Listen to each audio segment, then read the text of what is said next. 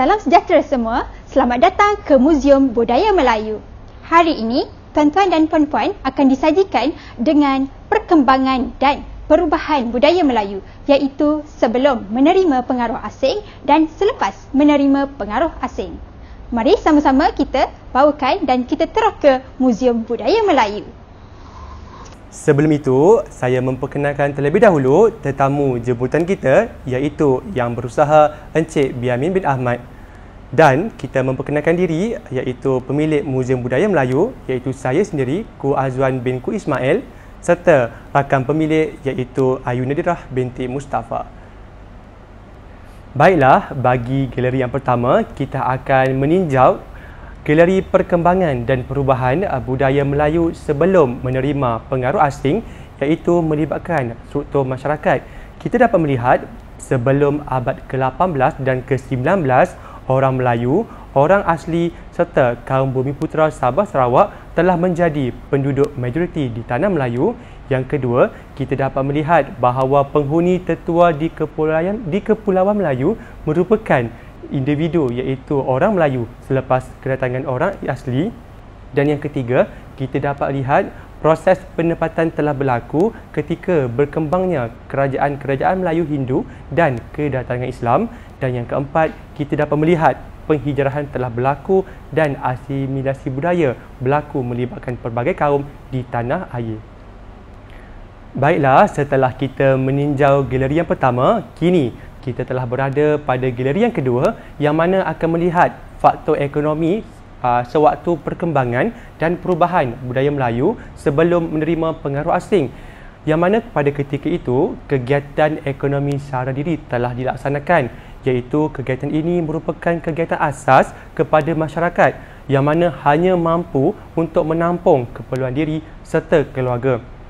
Dan pada Kesultanan Melayu Melaka telah mewujudkan kegiatan perdagangan yang mana kehidupan pada ketika itu masih mundur dan tradisional yang masih diamalkan pada ketika itu.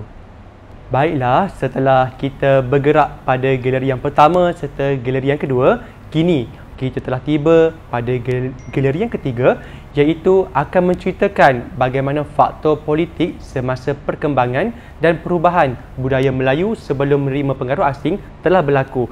Iaitu yang pertama, kita dapat melihat telah wujudnya sistem politik beraja dan pembesar, iaitu politik masyarakat Melayu yang mengamalkan bercorak feudal.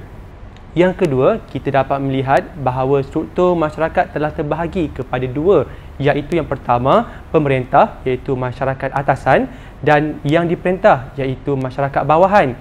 Yang ketiga, kita dapat melihat bahawa pemerintahan hierarki bersepadu telah dilaksanakan, iaitu melibatkan pewarisan tahta. Dan yang kelima, kita dapat melihat bahawa raja dan sultan merupakan lambang kepada perpaduan pada ketika itu. Dan akhir sekali, feudal merupakan sistem yang membolehkan raja hidup dalam masyarakat Melayu. Baiklah, kini kita telah berada pada galeri yang keempat, yang mana galeri ini akan menceritakan bagaimana faktor pendidikan semasa perkembangan dan perubahan budaya Melayu sebelum menerima pengaruh asing. Yang pertama, kita dapat lihat bahawa berlakunya adat menyerah anak untuk belajar dengan guru, yang mana pada ketika itu anak-anak akan disaran untuk memakai pakaian yang lebih sopan, iaitu berbaju kurung, berbaju Melayu, bersongkok dan bersamping sedia. Dan pada ketika itu juga, ibu bapa akan menyediakan sepahar pulut kuning untuk diberikan kepada guru. Dan yang keempat, ibu bapa akan berikrar kepada guru untuk menjaga anak mereka. Dan yang kelima, guru akan dipertanggungjawabkan untuk mengajar sehingga pandai. Dan akhir sekali, bagi adat menyerah anak ini, kita dapat lihat jika anak itu nakal, guru akan memberikan nasihat. Setelah itu, jika nasihat tidak dapat digunakan, guru akan menggunakan kaedah memukul dengan bersyarat. Baiklah, kita berada pada galeri yang kelima, iaitu galeri yang terakhir bersama saya pada hari ini, iaitu kita akan melihat bagaimana galeri ini akan menceritakan faktor sosial masyarakat melibatkan perkembangan dan perubahan budaya Melayu sebelum menerima pengaruh asing. Yang pertama, kita dapat melihat bahawa masyarakat Melayu telah menjadikan amalan rumah terbuka sebagai amalan yang sering dilakukan. Dan faktor kepada amalan ini dilaksanakan adalah disebabkan oleh pembinaan rumah yang berdekatan dan rapat. Yang ketiga, kita dapat lihat juga bahawa ini merupakan tradisi sosial yang mana telah diamalkan oleh masyarakat Tani Melayu, iaitu merupakan masyarakat Melayu Tani merupakan kelompok manusia yang memungut hasil alam, dan akhir sekali ia telah diamalkan oleh Melayu moden pada hari ini. Seterusnya, saya akan menyerahkan sesi lawatan ini kepada saudari Ayu Nadirah binti Mustafa. Silakan Ayu. Baiklah, terima kasih saudaraku Azwan. Kini kita akan meneroka berkaitan dengan perkembangan dan perubahan budaya Melayu selepas menerima pengaruh asing. Kini, pengaruh Hindu mula mempengaruhi budaya masyarakat Melayu yang telah bertapak sejak zaman tradisional. Ianya muncul dari pelbagai aspek, iaitu ekonomi, politik, kepercayaan, adat istiadat, undang-undang kesusasteraan dan juga kesenian. Jadi, jom kita sama-sama lihat contoh-contoh pengaruh Hindu yang mempengaruhi budaya masyarakat Melayu. Seterusnya, kita akan bergerak ke galeri kepercayaan. Pertama, percaya kuasa-kuasa gaib. Masyarakat budaya Melayu telah mempengaruhi adanya kuasa-kuasa gaib seperti hantu, penunggu dan juga jembalang. Mereka percaya bahawa kuasa-kuasa gaib ini ada di tempat seperti hutan, di tengah laut dan juga gunung. Contoh ungkapan hormat, Tok, Nenek, Cucu tumpang lalu ya, biasanya berlaku di dalam hutan, dan juga mereka percaya bahawa ianya dapat tolak bala dengan memujuk dan juga meminta izin kepada penunggu hutan. Kedua, iaitu amalan membelah mulut bayi, iaitu amalan mencecah garam ke mulut bayi yang baru sahaja lahir. Bagi masyarakat Hindu, mereka mencecah mulut bayi dengan madu dan juga minyak sapi. Ianya dipercayai dapat membantu bayi mudah bercakap apabila meningkat dewasa kelak.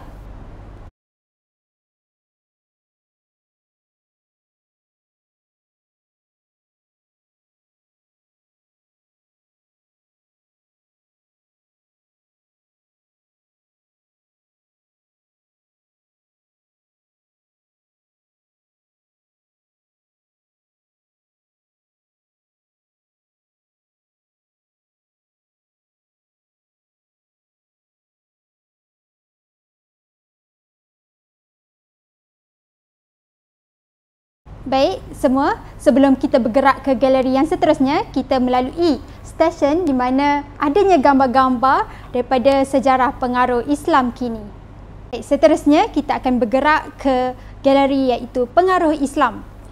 Adanya zaman peralihan Hindu dan juga Islam di mana kedatangan pengaruh agama Islam selepas agama Hindu memberikan sumbangan terhadap peningkatan taraf pemikiran dan juga intelek orang Melayu, di mana adanya dapat menghapus sistem nilai sosial seperti perbezaan taraf ataupun sistem kasta. Islam mendominasi masyarakat Melayu terutamanya di Kepulauan Asia Tenggara. Contoh ilmu baru dapat dilihat iaitu ilmu logik, falsafah, teologi dan juga menolak unsur-unsur animisme. Baik, sekarang kita akan bergerak kepada contoh dari segi aspek pendidikan di mana adanya pusat pembelajaran. Ianya berhubung dengan akidah Islam dalam masyarakat budaya Melayu. Ianya meninggalkan tradisi pengetahuan dengan lahirnya pusat pembelajaran seperti pondok, madrasah dan kini digelar sekolah agama. Ianya belajar mengenai tulisan Jawi, bahasa Arab dan juga berkaitan dengan ilmu-ilmu kitab dan juga ilmu fiqh.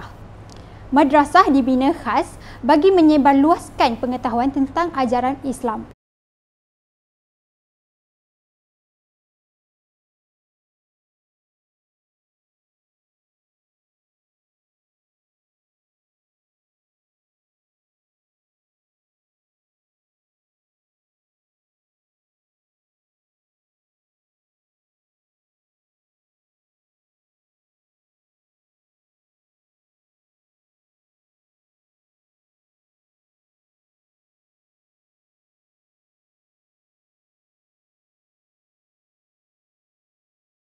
Baiklah, sebelum kita bergerak ke galeri yang seterusnya iaitu galeri pengaruh Barat, jom sama-sama kita lihat gambar dan juga pemandangan berkaitan dengan pengaruh Barat.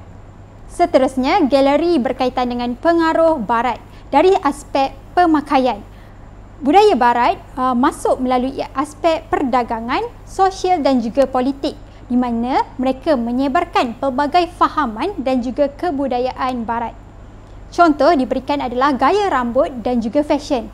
Juga dapat dilihat dari segi pengantin yang mana pada hari pernikahan mereka memakai gaun pengantin Barat tanpa menutup kepala.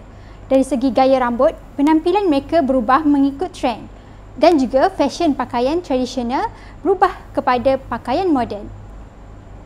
Baiklah semua, kita tiba di galeri yang terakhir iaitu aspek ekonomi. Pengaruh Barat mula mempengaruhi masyarakat kini dari segi hubungan perdagangan iaitu wujudnya sistem ekspor dan juga import di mana melalui perhubungan darat, air dan juga udara. Jadi pemasaran berorientasikan negara dan juga terbuka telah dijalankan. Kedua iaitu sistem ekonomi. Jadi wujudnya sistem ekonomi secara kapitalis iaitu berunsurkan riba. Seterusnya, sistem ekonomi sosialis juga digunakan iaitu produk dan juga pendapatan akan menjadi milik kerajaan. Baiklah semua, kini kita telah berada pada sudut yang terakhir. Sudut yang terakhir ini akan menceritakan sumber dapatan yang terdapat pada Muzium Budaya Melayu yang telah kita terakar pada hari ini. Saya mewakili pihak muzium mengucapkan ribuan terima kasih kepada tuan-tuan dan puan-puan kerana sudi berkunjung ke Muzium Budaya Melayu ini.